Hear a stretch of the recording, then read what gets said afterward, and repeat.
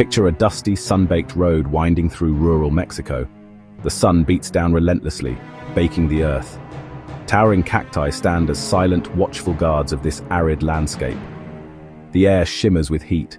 In the distance, piercing the horizon, a cell phone tower rises, a stark symbol of connection in this isolated expanse, a promise of communication with the outside world. But as you approach, something feels off. You spot a crude, unauthorized antenna, a parasitic device clinging to the side of the tower, and nearby, a chilling hand-painted sign sends a shiver down your spine. This antenna belongs to the Zetas. If any problems arise, please call. Followed by a local phone number, an offer that feels more like a threat. This isn't just a casual threat or a prank. It's a bold declaration of ownership, a stake driven into the digital landscape. Back in 2018, a terrified telecom engineer stumbled upon this very scene and bravely reported it. Sadly, it wasn't an isolated incident. Los Zetas, a particularly ruthless cartel forged from the ranks of elite military defectors, deeply understood, control communications, and you control everything within your reach. They were far more than just drug traffickers moving product. They were meticulously building a parallel state, a shadow government operating in the fringes, complete with their own clandestine infrastructure, hidden from prying eyes.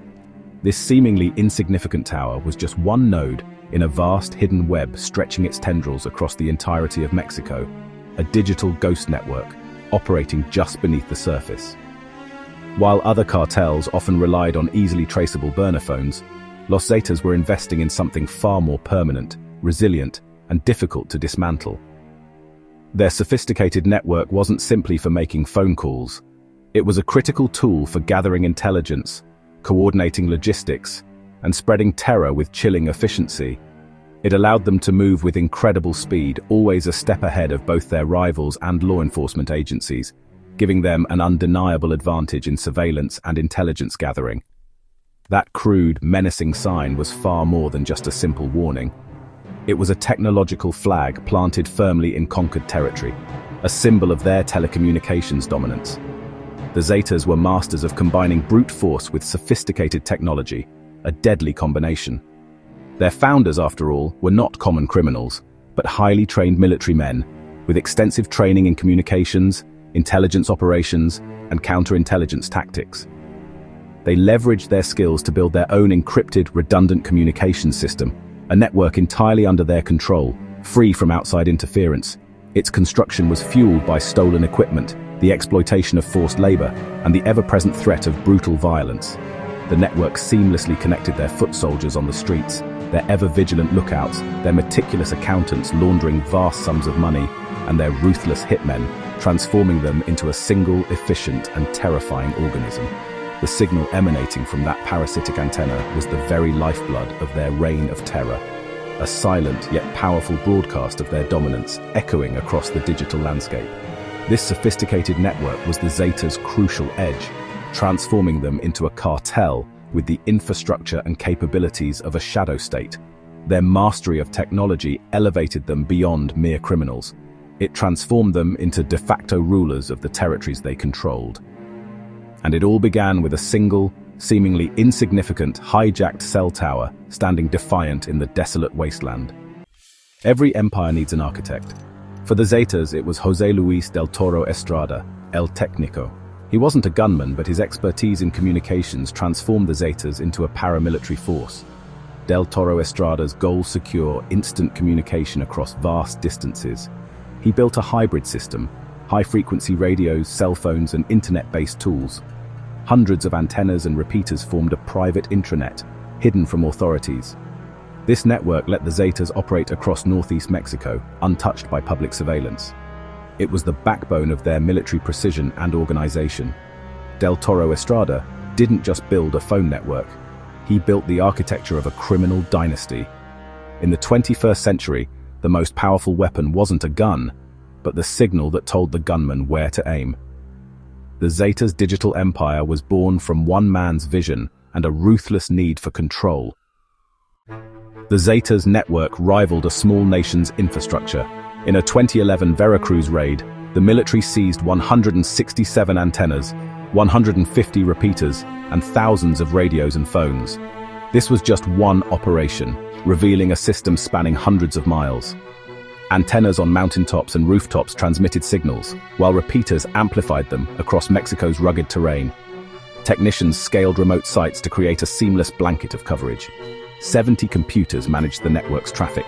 Rugged, encrypted radios were the tools of the halcones, lookouts who could alert commanders in seconds. For sensitive conversations, they used encrypted cell phones and Nextel devices. Orders could be relayed instantly from leaders to hitmen hundreds of miles away. Drug shipments were tracked in real time, evading law enforcement with ease.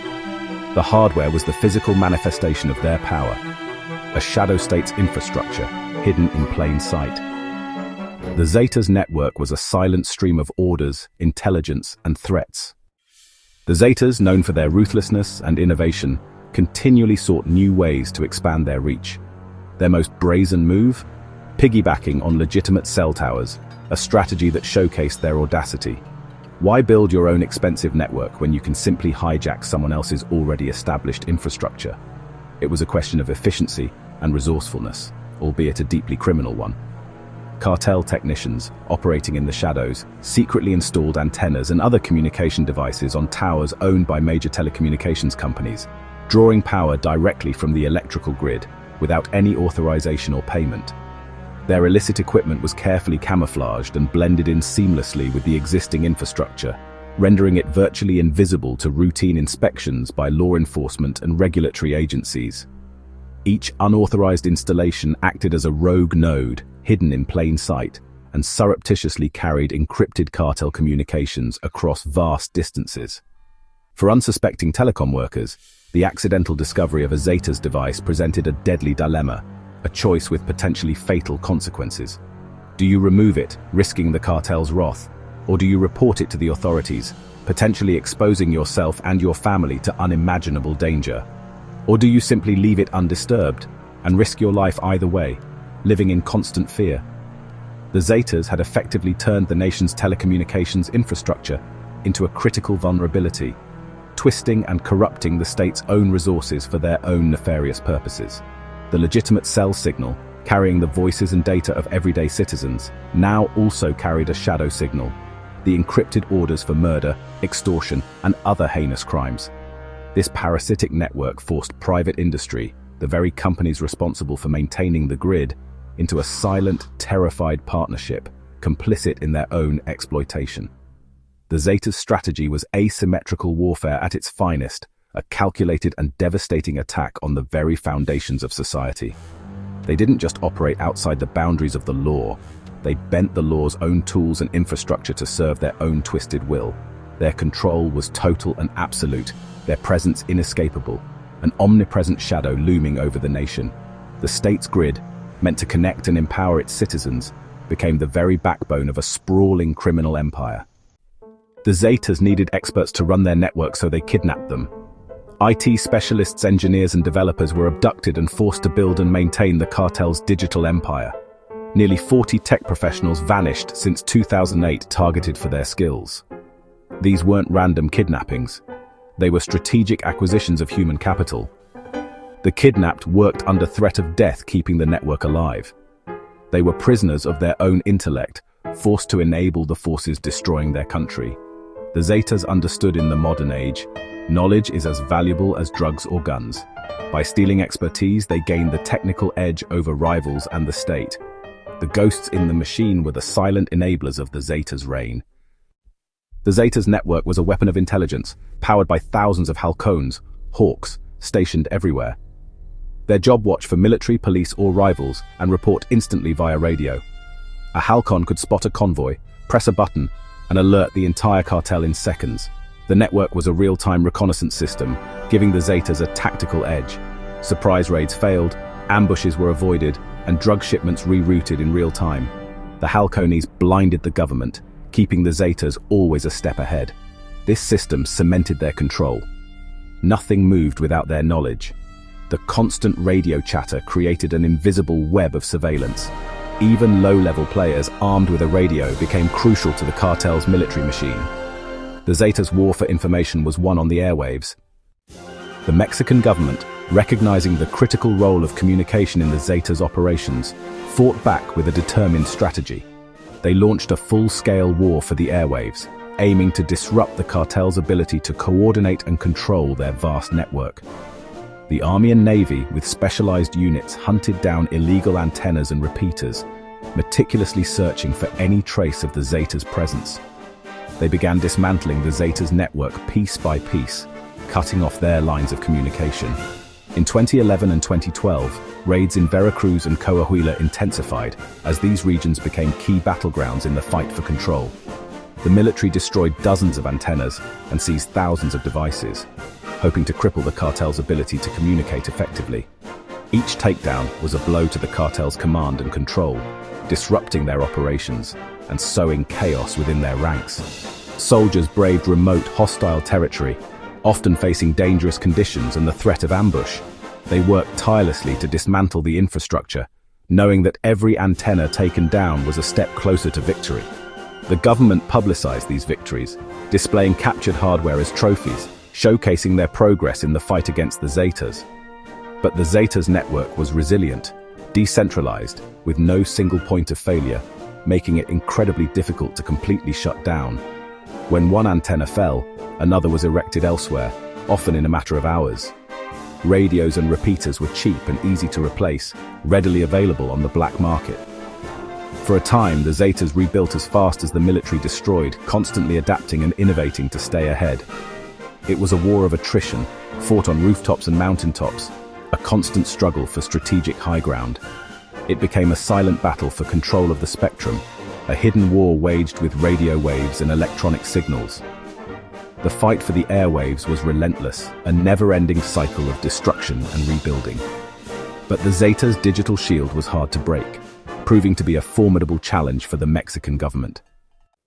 The Zetas' network wasn't just for evasion, it was the backbone of their rule. It let them impose order, extract wealth, and run a criminal enterprise with military efficiency. Extortion became systematic orders issued, payments tracked, and enforcement swift. The network enabled micromanagement and projected an aura of omniscience. Citizens felt the cartel was everywhere, knowing everything. Halcones with radios on every corner reminded everyone who was in charge. Surveillance crushed dissent and ensured compliance. The Zetas controlled territory like a state collecting taxes, enforcing laws, defending borders. Their clandestine system allowed communication across vast regions, rivaling government control. Technology forged a digital kingdom built on fear, powered by radio waves. The Zetas' digital empire couldn't last. By 2012, internal feuds shattered their unified structure, breaking the cartel into smaller factions. The grand communications network fell into disrepair. Today, the Zetas are a shadow of their former selves, fragmented, diminished, and localized. Yet, their technological legacy endures in new forms. Tactics they pioneered, like virtual kidnapping, are now used by smaller groups and lone criminals. Criminals exploit the Zetas' fearsome reputation, even from inside prisons. They don't need a radio network, just the terror the Zetas created. The old network is gone, but its ghost haunts Mexico. The Zetas showed how technology can be weaponized to control and intimidate. Their digital kingdom may have crumbled, but its echoes still reverberate in every terrified phone call.